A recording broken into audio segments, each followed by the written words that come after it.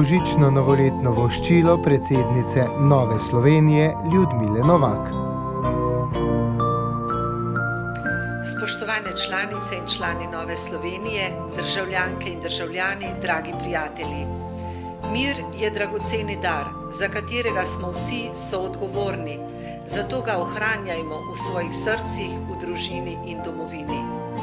Želim vam blagoslovljene božične praznike, veliko lepih trenutkov v krogu družine, najbližjih in prijateljev. Pred 22 leti smo se na plebiscitu enotno odločili za samostojno državo. Ohranimo jo lahko le s sodelovanjem, strpnostjo in solidarnostjo. Strnimo vrste pri premagovanju ovir. Kljub težavam vam želim ponosno in lepo praznovanje Dneva slovenske samostojnosti in enotnosti. Vsak od nas ima manjšo ali večjo odgovornost za to, kakšna bo v prihodnosti naša domovina. Vam in vašim najdražjim želim veliko miru, zdravja in zadovoljstva. Vsem skupaj pa želim, da bi z roko v roki popeljali Slovenijo v boljše čase. Srečno!